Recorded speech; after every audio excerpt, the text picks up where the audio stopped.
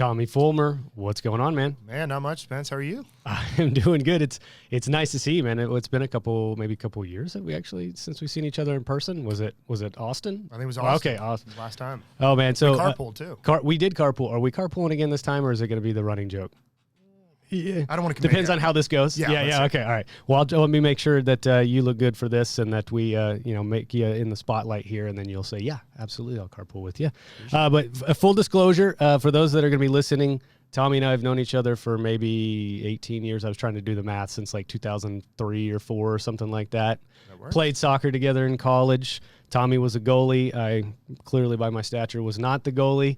But yeah, so it might get a little silly today, and that's perfectly fine. I think we're going to have a good time. But Tommy, you got to bring me up to speed. I was going to ask you this question. They Might Be Giants. I know you're a big fan.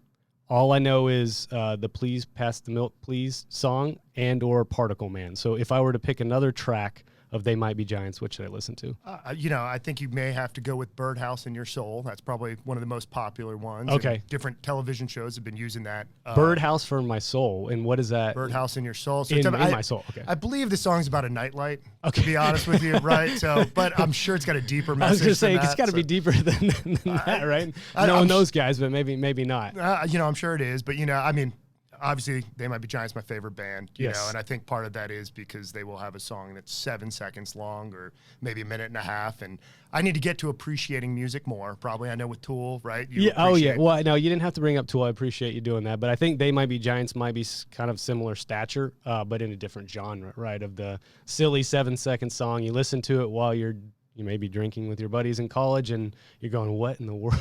What in the world am I listening? The first time you played that, I think we were all just, oh my God, that's the weirdest stuff I've ever heard. You guys are going to come around to it. I have a feeling they will be. Is it after like band. the 2-decade mark of finally you come around? It's probably 3 or 4. 3 or 4, so we got some time. We'll check back in on it. Well, and I don't want to say enough about They Might Be Giants because we can never have enough of that. But let's talk today about what we're doing, Tommy.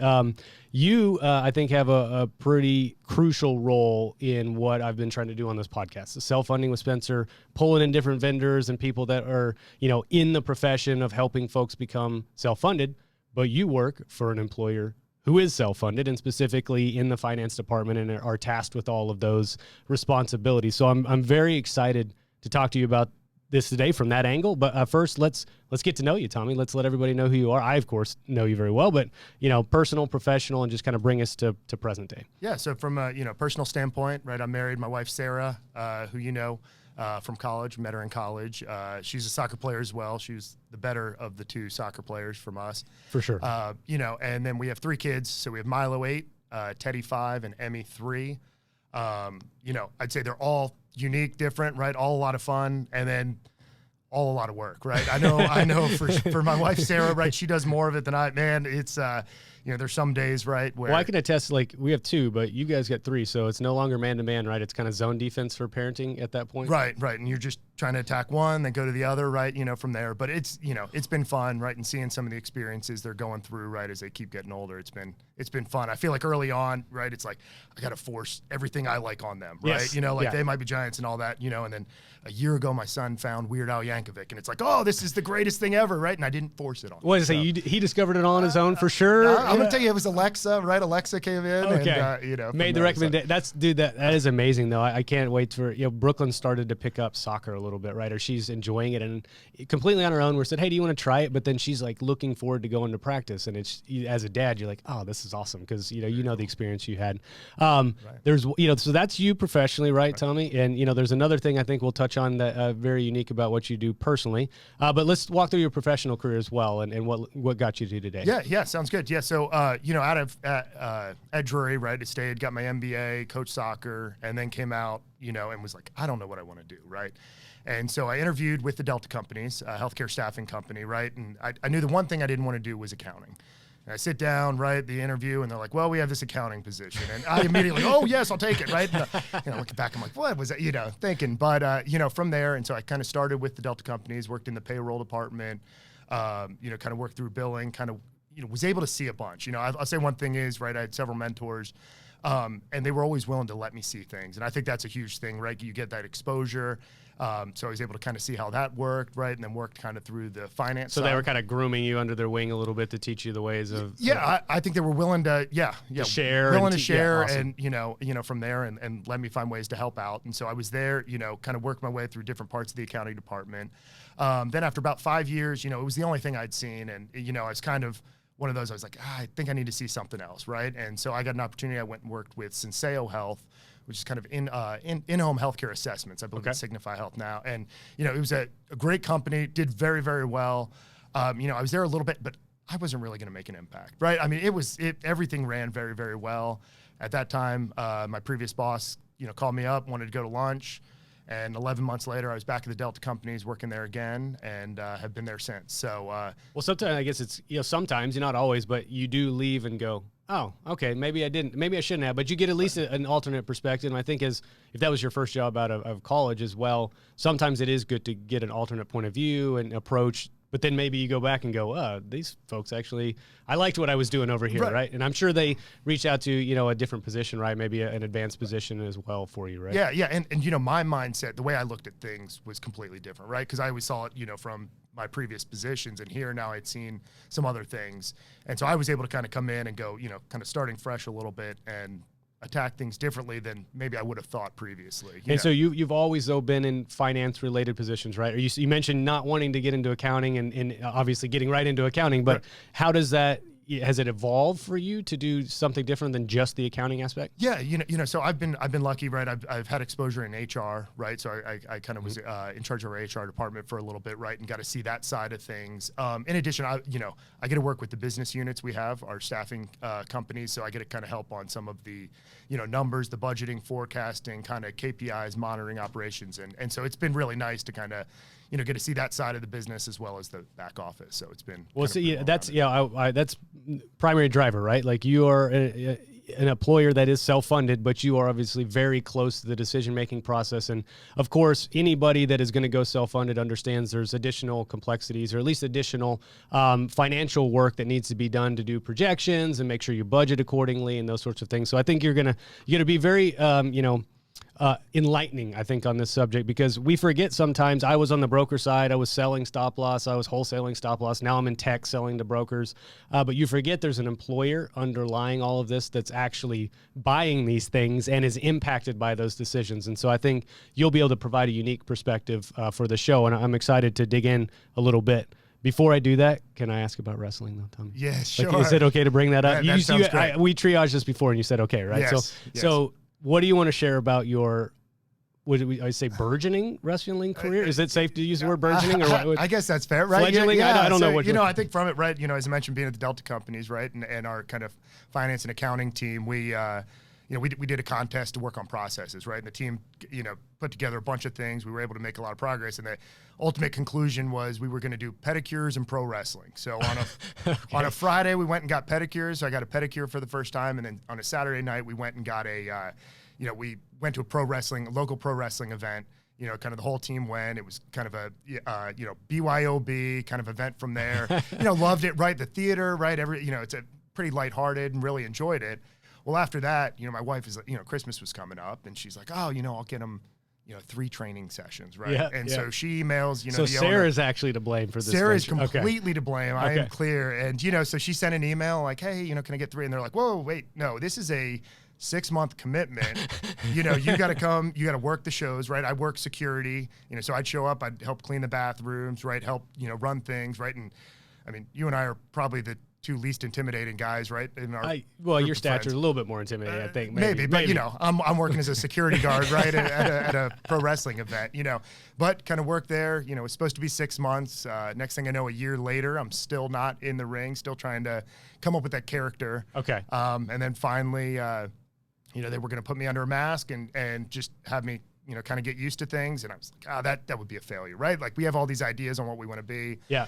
So kind of worked on a character with my wife, with Sarah, and then next thing we know, Mr. Legs. Mr. Legs with two G's. Right, with two G's, and then his best friends, Randy Right Leg and Lenny Left Leg, are debuting in the ring, and it's been a blast ever since. So how long ago was this? So debuted just a little over a year ago. Okay. And then from then, kind of worked in and, probably, I think about 26, 27 matches in.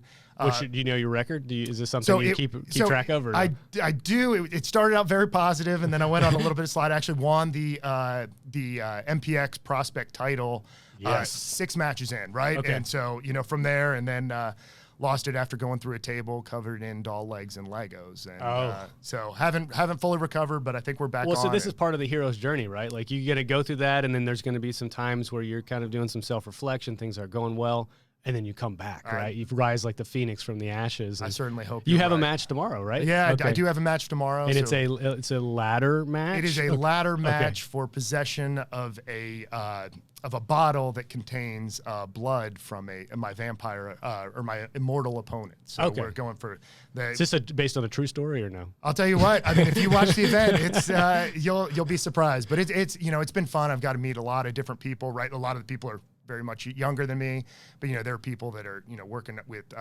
mental health advocacies, right, in different groups and stuff. And it's amazing, what so many people, right, that you wouldn't have known, but you get to talk to them and some of the different stuff people are working on. Well, it's cool, and I appreciate you sharing that with me because I think it's always fun. We all have lives outside of what we do and seriously do for our profession, but it's really cool. And when you told us, we've got a gang of guys that kind of keep in touch, right? Soccer guys. And when you told us, we were all kind of like, what in the world is going on? And now I think it's just like the coolest thing that I've heard in a long time, man. So thanks for sharing that. But let's get down to business, right? Let's talk a little bit self-funded and stop loss today. So obviously I mentioned you are an employer, and you said your role was SVP of Finance and Strategy, right? So unpack that for me a little bit. What does that job mean? Yeah. So I mean, I think it starts with kind of the whole accounting department, right? So we've got our billing, payroll, and then general accounting team. And with us saying that we're a staffing company, so what we do is we place healthcare professionals, part-time and perm, all across the country, but mostly in rural areas. Mostly in rural. Yeah, and so there, there's a little bit of high volume on the temp billing, right? And so it's we'll find a job, we'll find a provider, and then we'll kind of match them up, and they'll go work. Right? It could be one day, it could be for 4 years. Oh wow. Okay. So it varies from there, and so that's kind of what we do from there. And so from a finance standpoint, right, we support that. And then in addition, right, I'm doing some of the budgeting, forecasting, right? We're trying to project cost, project revenue, and all of those different items. And that's what I think that obviously the decision-making process around your healthcare I mean, would most people say what's the second or third biggest line item on an employer's budget? Does that ring true for you guys as well, outside of what payroll and maybe materials costs? If you're some sort of manufacturing plant, it's healthcare. And for us, right, it's people, people and then people and health benefits. Okay, the benefits, under that whole moniker, right? So you mentioned Delta Companies as a staffing company. Does that have any specific challenges, I think, in the healthcare space of maybe participation or something like that? Yeah. So, from that standpoint, right, we have allied professionals that we'll put on typically about 13-week assignments. Well, we hire them on as employees, right? Okay. So you're not going to just have the corporate employees that are in office, right, that are, sales as well as back office. You're going to have, your projections, right? So as your revenue goes up, right, you're likely having more providers out on assignment. Now you have more people that could potentially be picking up your benefits. Okay. And so and I imagine that just a layer of difficulty because of the transitory nature, I guess, of some of the, people you place. Is it difficult to account for headcount, right, at any given month, right? It can fluctuate quite a bit, can it? Yeah. I mean, that's the big thing, right? From there, and then I'm sure we'll get into some of this, and I know you've discussed on your prior podcast, but it's one of those that each person, right? You're trying to get that risk pool, right? If you want to say that, right? And so, do the people have families, right? Are people more on a family plan, all that, or is it more of a younger, no family, right? Typically tend to be healthier, person. So we have all those different variables kind of going in. And so you're trying to project, the numbers from there from a cost standpoint while balancing that, right, with the, the people side, right? I mean, people's our business, so we care about that. And so it can't just be, all right, let's get the lowest, right? The lowest. Well, and it is not only finance related. I think people forget, right? One of the reasons we're doing this or want to advocate for self-funding in the marketplace is because the potential for savings, the potential to lower the cost of healthcare, the potential to allocate dollars for better things outside of just purely dumping it into this bucket. But there's people underneath that, like you said. And so, yes, we talk a lot about the financial decisions. A guy I used to watch do these seminars, Hayes guy, actually, was the finance hat. We're always wearing our finance hat. Right. But there's all sorts of other variables variables and forces at play that you can't just solely make decisions on the finance, which I appreciate. So how long have you guys been self-funded? Yeah, so you mentioned Hayes, so we, kind of started with Dale Brickert there. And then shout out to Dale. I know Dale well. Yep. Yes. How you doing, Dale? So we started with them middle of 2012. And then I believe we stayed on kind of we moved to self-funding in 2014. So I think we stayed 1 year and then moved to the self-funding. So you moved with them as a brokerage in 2012, but so there was a 1 year kind of placeholder, I guess, to say fully insured, and then 2014 you became 2014 we went. So you were there when that transition happened, then? So yes, I was. I was gone for a little bit of it, but I was there, for when we were kind of. When you came back, did you look at it and go, "What the heck is self-funding?" Or did you have any idea before that? No idea, right? Okay. Yeah, no idea, right? I mean, I always thought it was okay. Everybody pays one thing, right, and it goes there, and so it's very just. Okay, employer pays this, employee pays this, and here's the difference, right? And then you're going in, you're seeing all these projections, all these charts going, okay, wait, what's going on? And what means what? Yeah, I thought I just paid a premium and then I forgot about everything else. And I think the funny thing is, how big is Delta Companies today? Like, I know it's a moving target, but how big are you guys? We've got about 150 corporate employees, and then travelers in the market, right? Anywhere from, probably around 300. 300. Right? And were you of a similar size when you guys made the transition? Yeah. Yeah, we were similar size. I think our travelers were probably a little bit lower maybe back then, but but fairly similar size. Well, and the reason I bring that up, right, is we've almost everybody on this podcast so far, I think you're the 6th episode, is focused on this, what we call the middle market space. Or, there's a small market. Some people might define that as sub 50. I think sub 50 technically is small group in terms of ACA. But most people kind of think of that small market of under 150 to 250, somewhere in there. That middle market is 250 to maybe, let's call it 1,000. But there's still a lot of folks, and you even said it yourself, right? Like, I didn't really know what self-funding was until it was presented to me when I came back, because there's not a lot of folks in that size segment yet. I think we're moving towards it, but there's not a ton of companies in that size segment that are being self-funded. And kudos to Hayes, because I know they're very good at transitioning those types of groups. So you weren't there for the transition, but you came into it afterwards. So, as a finance person that's now looking at this for the first time, what did you have to wrap your head around in terms of like making sense of these projections and budgets? Yeah, I think the biggest thing is the uncertainty, right? So, I mean, we're putting together projections, right? Here's maybe the minimum potential expense. Here's the maximum potential expense, right? And so you've got all these numbers. And meanwhile, we're trying to put together a budget that's going here, and you're going, wait, but there's $700,000 range here. Yeah. This could either be great or this could be, from there. And depending on the risk, right, that the employer wants to take, right, when they're budgeting, you kind of get into, well, we could do this or we could do this. And we don't know yet. So I guess, would you guys say you err on the side of caution earlier on maybe in the phase, and maybe as you get used to being self-funded, you have a better sense of maybe where you should budget to? Yeah, I think that's fair. I think early on we were like, well, let's just budget to the max, right? Sure. And let's do that. And I think the other thing is, right, you get the budget from, right, Hayes' side, right, or from, from there, and then we have our budget, right, and our budget is more, right, what is the employer going to spend, right? So, from that, kind of going through there, and so I think we started kind of at the top, right? You do that until then you maybe have some good years, and you're like, oh, let me bring it down, maybe we'll go to, projected, and, but that kind of sways there. Now I think we're more at, let's try to get the best estimate we can. Okay. Right. Okay. Fair. That's fair. I mean, I think over time, right, I think as you get more accustomed to those fluctuations, I had a broker on here that called it the EKG effect, where like claims pop 1 month and then come back down and it gives you a heart attack at the same time. But, what is that like for you as a person that's really granular in the budget and accounting? Walk me through a bad claims month, right? Like, how do you guys account for that, and how do you manage that, right? Because if it's over that projected or expected number, what do you do as somebody that's responsible for the finances? Right. Yeah. So I think from that, right, we're always trying to estimate out, right, from the full year, and kind of as we go. And I think that's been one of the difficult items is I would say we kind of book expense typically at the beginning. We'll kind of, we don't want huge swings in our books, right? Mm-hmm. And so obviously as we're booking items, we're trying to get the best estimate so that months don't, we don't say, hey, man, look, you had a great month, but it was really because there were no claims, right? It doesn't have to do with, anything else. So for us, we're kind of watching the claims activities. Mm-hmm. We'll get kind of monthly reports, kind of seeing where we are. But I will say, right, we have a huge claims, and now it's like, we need to anticipate that it's going to stay this way, right? Okay. And so we'll kind of book a little bit more.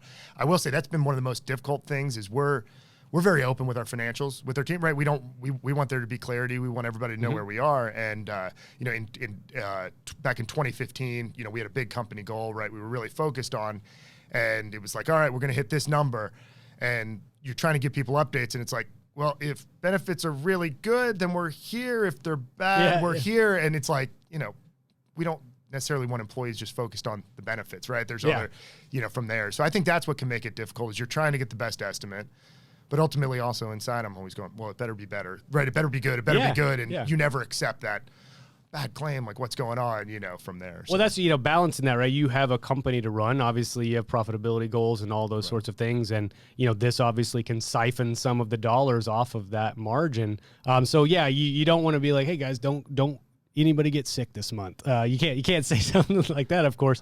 But it is part of the process, right? Being self-funded means you are truly sort of accountable to your own employee bases and their claims. And so if you do have one catastrophic claim or maybe a few months where they're higher than expected, that can cause a ripple effect, I think, in the organization, right? Right, and that's what you hit, right? That was my biggest fear when we went self-funding, I would say, right, is you want to make everybody aware because I think there are certain, right, you want people to use, you know, teledoc, right, or items like that because, you know, that's going to help cost, you know, bring savings. But I think in reality, it also aligns with, you know, you're going to get a response quicker, right? There are certain things that you can do, and not necessarily saying teledoc versus, you know, a doctor, but there are certain options that we've brought into the health plan, right, that truly are going to make us healthier, right, and kind of have that shared goal. But yeah, you know, the broken arm, right, something like that, you don't want an employee going, oh my gosh, I don't want to tell any, you know, or trying Could you wait like 3 days until it goes into the next month? Right, yeah. Don't treat your broken arm just yet. Right? Exactly, yeah. And so I think that was the tough thing, you know, and I think everybody's got to understand that's, you know, part of it, right? And so, you know. But also, I think because there's a level of visibility, there might be somewhat of a knee-jerk reaction, right? Like, oh, now I can see what's driving the claims, and now I'm going to attack it. That's a good thing. But also, there's so much visibility on it. If you were just staying fully insured, you might have the exact same claims, obviously, but you'd have no idea what was going on under the hood, right? Exactly. And I think that's the big thing is trying to keep that balance and trying to stay away, you know. Still focus on trying to always improve our number, right? Always improve things. Well, has it been an iterative process? I'm sure working with Hayes, obviously you guys are every year kind of re-looking at things, what's working, what's not, what else can we do? Have you seen a sort of a progressive, you know, model being undertaken over those years to make the plan maybe more sophisticated or, you know, better? What else are we kind of doing to bolt on what you guys are doing? Yeah. So, you know, I would say for us, right, we started with probably a whole bunch of different plans, right? We probably started with 4, 5, 6 plans, right? Okay. And then I would say as we work through, we actually kind of move more towards one plan, right? And so one health plan option for your employees, right? Right. And so part of that is, right, because you know, and this is definitely not my expertise, right? As you're managing the risk pool, all that stuff, right? I'll leave that to you, right? But, you know, I mean, I think it was, right, you're trying to get a plan that, you know, that works for both the employees and the employer, right? And you don't want to, you know, so we've kind of shifted as we've gone. I'd say that the difficult thing is not having that knee-jerk reaction, right? So, you know, we've had very, you know, as you compare to maybe the typical growth versus us, you know, in 2012, like we've had a lot of success, right? We've been able to manage healthcare expenses, you know, probably better than if we would have been, you know, what is it? Fully insured. Fully insured. Sorry, as we go there. I'm self-funded all the time now. You know, and so I think from there, you know, we've had success, but, you know, then you'll have, right, we were savings, then we had 1 year where it jumped up a little bit, right? And so now the question is, how much do you react to raising premiums, right? You also don't want to get to the position where now you're raising premiums too high and then you have a great year the next year, and kind of what are you going to do with that? You know, that savings. Well, I think the importance is not to hit the panic button, right? I was on a webinar a couple months ago, and there was an employer that had moved self-funded, I think 5 or 6 years ago, and they had an incredibly good year the first year. Like, it was amazing experience, exactly why we did it. The proof was in the pudding. We saved 20, 30%. And I think the next couple of years were kind of in line, and then they had a big blip. But you looked at it versus that blip that was 4 or 5 years later versus where they started being fully insured, it was still down about 20 or 25%. So you could panic and go, oh no, we got to change something and this isn't working. Or you go, let's look in the rearview mirror a little bit and say, over this period of time, we've had tremendous success on average. So we don't. It's not broke. We just had maybe what you might call a bad claims year, right? Right. Yeah, and that's have you guys had that? I mean, have you had what you would consider a bad claims year? Or yeah. So I would say from our the interesting thing is is we're getting older, right? And this is part in there, right? We started at the company. It was a younger, right? From a demographic standpoint from there, right? Now, a lot of people, everybody's slowly growing up, right? They're having babies, right? Right. And life's, from there. And so, we still had a bit of success. We saw a little bit. And then, I will say last year, right, with, when COVID hit, we did actually have a spike, right? And I think. You did, okay. Right. And so I would say that was from, partially it was, the impact in the industry and a change in our demographic makeup, right? So we have a strategy, right, from there and expectations on, as you're going enrollment and things like that. And when it shifts on you, I think that's what we saw along with some high claims. Really? Yeah, because that's actually somewhat inverse to what I was hearing in the market. A lot of folks were experiencing a dramatic dip in claims, right? So was it more of a severity, right? Did you have some really big claims or did you just have higher frequency of claims during the last year? Yeah, so, I'd have to go back and look at the numbers specifically, right from there. But we did see that same, right, like that lower claims through March, April, May, right? But then we did see some higher. So, I think it was kind of a combination of that change in enrollment along with we did have a couple of higher claims. Okay, right, yeah. It happened, right? The higher claims, right? And for those of folks that don't know kind of how the stop loss works, of course, if you have one individual that has a really bad claim, let's call it a $500,000 claim. Well, if you've purchased stop loss, you as an employer are only going to be up to whatever that deductible level is. So you can have a bad claims year on average, and that's kind of more what we're talking about. You're running further away from expected than you thought, right? Versus, we had a great claims year overall, but we had one really catastrophic claim that because that is handled by the stop loss carriers, not necessarily still a bad year in general. But would you say that it's more administratively difficult to do this? I know you had some limited experience prior to Delta companies, you weren't self-funded, but do you think from your perspective, is this harder to manage as an employer? I think it can be, right? Because it does seem like we partner with a bunch of different companies, right? Whether it be here, we're using this person for stop loss, we're using this person for life insurance, right? And so you're working with maybe 6, 7 different people. In addition, it does, and this may happen with the other way as well, but it seems like, you may have a 2-year locked in rate with somebody here, and now you're needing to make a decision. Are you going to change, right? Do you want to change and save a little bit of money? Or do you want to save, right? And because everything's new, right? And with our payroll system, right? If it automatically is sending some EDI files or whatever to now you're resetting all those. Yeah, so a new vendor, right? You plug and play different options. But outside of maybe just putting a little bit more of I would say burden, but some more responsibility on the internal HR staff and administrative team. It's not, you wouldn't consider it overwhelming, right? Or you wouldn't consider it too much versus the advantages you gain by being self-funded. Right. Yeah, you're correct. Right, from a savings standpoint. Right. And I'm not leading you to that. I'm not a lawyer leading you to that answer that question. I think that's fair. I do really want to hear honestly. Like, is it? Sometimes can it be a challenge? Sometimes can it be a pain, or is it all really well worth it because of what you gain on the other side of it? I think to this point it's been well worth it, right? Obviously from a cost standpoint, we've looked at other ways of doing of handling our health insurance. But I will say, it is right. It is different, and what you'll see a lot of times is it's that open enrollment that beginning of the year, right? Are claims funneling through, or is there some gap, right, where we're like, oh, everything's running good, and then March hits, and it's like everything's now set up, and boom, and now we see all these claims that were there, right? Or from there, but now we're just seeing them, and so I'd say we've been able to handle it. So it's definitely not a reason not to do it, right? Sure, From yeah. there, you could say, nobody ever don't self-fund. This is garbage, and I should have never come on this podcast. That's a fair answer as well. But no, I think the point is sometimes you're dispelling myths, and these things get thrown as sort of softball objections to why you should be self-funded, and it's like, oh, well, it's a little more difficult, or it's harder. You got more bills, or you got different vendors, and yeah, okay, but either your broker obviously will help you with that, or you have somebody internally that does that. But if you could save $500,000 next year on your health plan, is that not worth hiring somebody to handle a little more of the administrative burden? And that's good for both the employer and the employee, right?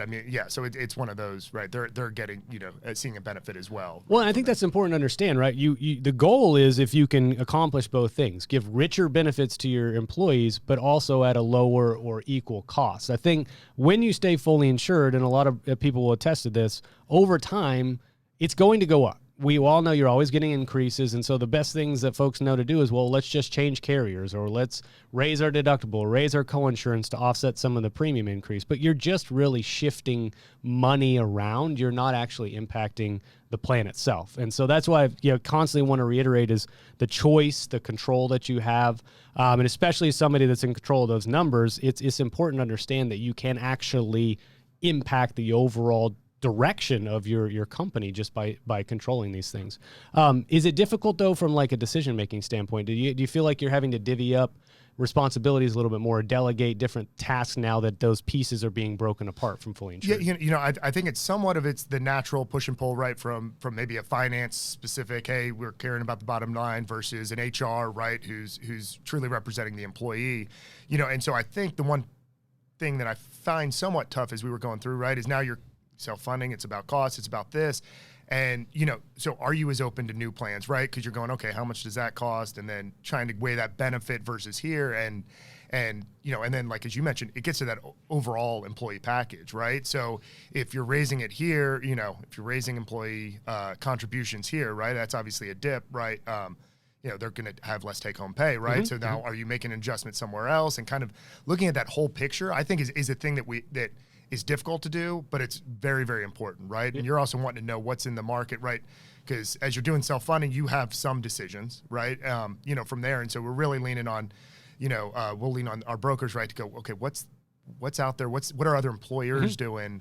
Because we obviously want to be fair and we want to try to give the best benefit we can to our employees. Over this period of time, though, are you finding, though, we mentioned maybe doing some iterations and adding some things, but over time, how important is the stability aspect too? I mean, is it kind of one of those things over time, like this is going fine, maybe we don't change as many things since I've been doing this for 10 years now or something like that? Right, yeah. No, I think that's true. And we haven't, right, we haven't seen that, while some things have changed, some things have stayed the same, right? Like our we're with Blue Cross and we've been with them for several years, right? Like it isn't like we're bouncing every year, we're bouncing one the other, one the other, because obviously that's going to impact the employees. But you mentioned the employees too. I think it's be curious. Do they have much of a window into this? I mean, is it something that, like, I never really know if the average employee understands if they're even fully insured or self-funded. I mean, a lot of them may not even be aware of that. Is something you guys talk about some, or obviously we're talking about it on this podcast, right? But is it something that weighs into how you function as an organization and communicate with your team? Yeah, I would say from open enrollment, we try to have meetings, right? We try to bring people from Hayes out, right, so that they can kind of give that presentation, to give that that explanation. I think what's tough is, right, but at the end of the day, to the employee, they're going, well, what is the impact to my paycheck? Yes. Right. And so, and makes perfect sense. So, I think it's important for us to communicate. We do try to be as open as we possibly can. That's good. Yeah, I think that's a good thing. From there, because at the end of the day, we're all on the same team, right? We're trying to we're trying to grow and create opportunities for people. Well, yeah, and I think we were talking earlier about the claims, right? And you don't want to deter somebody from getting necessary treatment for something. That's absolutely not what you'd want to do, but letting them understand that you have a little bit of skin in this game, right? Like we can give you options that can lower cost or have better outcomes, or both, right? Or if rather than going to the ER for a common cold, you've got the teledoc option, like you mentioned, and you can see a material impact in the cost of claims on the plan. If a lot of people do that in aggregate, well, look, because we did this, we saved $100,000 this year, guys. Because of that, we're now able to do X, Y, Z that we couldn't have done otherwise. So if you get everybody seeing, I think, the incentive, right, incentivizing to change behavior, which I know is a big thing strategy-wise of what you guys do, the behavior itself, if you can alter that behavior for the better, everybody is going to benefit. Right. You never say don't go to the doctor, never say you don't go get treatment you need, but hey, if we all together maybe make these different choices, look at the aggregate impact of what we're doing. Right.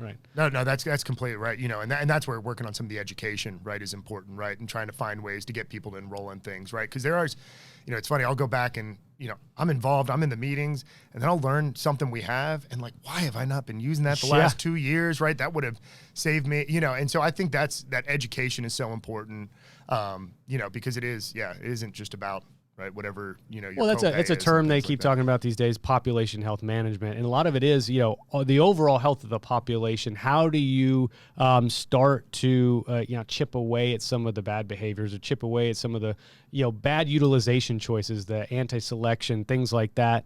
But pulling employees into the fold for these types of decision making, you're right, and giving them options, giving them alternatives that can lower the cost. It is something that I think should be encouraged, and not necessarily like don't let them know we're self-funded. I think it's kind of defeating the purpose. Have you ever though had the thought of, we should go back fully insured? Was there ever a time when that was a thought process for you? Yeah. So, I mean, we've looked at it, right? Okay. So as we go in, we've looked at it, and it hasn't made sense, right? So despite, if we have a jump in claims or something like that, as we've looked in, we've priced it out, and it hasn't made sense to this point, right? Our max has been below what we would have spent. So really there isn't that incentive to this point, except for I can go, man, from a accounting standpoint, I can just, you type in a number in a cell, right? And you times 12, and that's how much it costs, right? Yes. Yeah. That would save me so many hours of like going through, okay, what happened here, from there. So, but that ease, from a, well, it's interesting to hear, right? Because obviously, I used to work at Hayes, and I even worked on your account, so it's good to know that years and years later that you're having success doing that. But I think the point is, right, I'm going to use the term delta because it's going to apply here, right? Appreciate it. Over time, right? If you were to stay fully insured and get those 5 or 7 or 10% increases, I'm not going to do the math in my head, but you start to see that line deviate. Right. So 8 years later, let's call it, since 2012, you go and look back and try to benchmark against fully insured, you guys have been either on a flat or probably downward trajectory over that time, whereas the cost of fully insured is going the opposite direction. So there is a point, right? If you've gotten accustomed to it, you know how to budget for it. Obviously, your business underlying that is operating really well. Then there's really never any reason to go back fully insured. Some people do it for mergers reasons. Some people do it for easy button reasons. But, the knee-jerk reason is the one that I always try to deter people, and have a plan that's a multi-year plan, so you don't have a bad year and decide, well, crap, what are we going to do? Well, there's a good fully insured rate over here. Let's just go grab it real quick. Like, that's the panic button that I don't think anybody benefits from. So from an employer perspective, right, like if you're talking to other employers out there, what kind of advice would you give, or what would you advocate for around this topic? Yeah, so I think it'd be the thing that you mentioned, right, is I think you may need a 3 to 5 year plan, right? Mm-hmm. I think, that's important, right, is not that knee-jerk reaction, because I think that's where you get yourself in trouble, right, is going, oh, man, claims were way down, maybe now we drop contributions, and then you see where it goes, or vice versa, right? Man, let's raise, and then you're going, well, I've got this. Now the thing is, maybe you can find ways to, if you do have savings, right, is there a creative way you can contribute that back to employees, right? And I think that's something from there. I think it's important to look at everything, keep your eyes open, right? And you got to model things out, right? You got to see kind of, what is the benefit, how what's the high end, what's the low end, mm-hmm. where are you going to go? And I think you also need to work with your HR team, because it is, it isn't just about the number, right? Mm-hmm. It isn't from there. And I think as long as you can offer that better experience, right, and with your employees, that's going to make that whole package, that whole employee package better. And I think that's the one thing, right, I really want to focus on kind of as we're moving forward, is looking at that, all aspects that impact the employees, from benefits, right, to comp, to culture, to other experiences, mm-hmm. and making sure that all is the best it can possibly be for each employee. Well, that's the point. At the end of the day, it is to improve the lives of your employee base, not just financially, but improve wellness and health and choice and those sort. And there's a bigger picture reason why we're doing these things, and that's why I've always been a strong advocate for this space ever since I've been in this space, is because it's very easy to see the options that you have when you do go self-funded or level funded or anything of that nature. You have options, and you get a little bit more control. You get better data. You make better decisions. And eventually there's going to be a trickle-down effect of the improvement of the actual employee experience in their lives. I mean, you are talking about paychecks, right? Like, if I can save people $50 a paycheck, that's a big difference in some people's lives. And that's an important thing to keep in mind as you're making these decisions. So that's why, again, I'm always, touting this, and I love educating in this space as well. Very thankful that I can get direct from the horse's mouth, right, of somebody that's constantly probably being barraged. These vendors are always hitting your brokers up, and your brokers are presenting ideas. But you're actually sifting through this, and this is impacting your business, which I think is a crucial thing to keep in mind when we talk about this stuff. So anything else, final thoughts from Tommy Fulmer or Mr. Legs? Either one, I'd love to hear from you, but let's kind of wrap things up and get about our day. Yeah, no, Spence, I really enjoyed getting a chance to talk about it, right? Seeing this stuff on the podcast. I think this is an interesting world, right? Like healthcare, like I had no idea about it, right?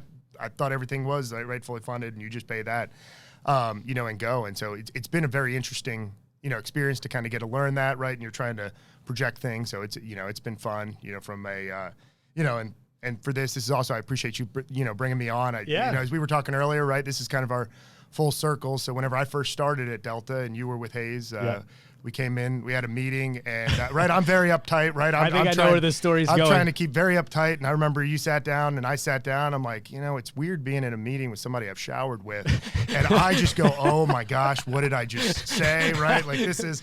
And can you explain that further before we just leave it there? The guy I showered with. Right, as members of the jury soccer team, right? You needed to practice good hygiene, and so it was one of those. I remember you saying that completely out of the blue, and of course, I think I was relatively new at Hayes at the time, and analyst position, and I'm like, what are they thinking of me right now? How did my buddy throw me on the bus? But it was I think I talked to like Dale and Eric after that, and they were just cracking up about it. It was a great way to break the ice, even though it was like at the time you're like, oh my God. Yeah, I thought I was in trouble. So it's been amazing to do a podcast with somebody that I've also showered with, Tommy. So thanks for coming. Thank you so much, man. I appreciate it. See you soon. All right, bye.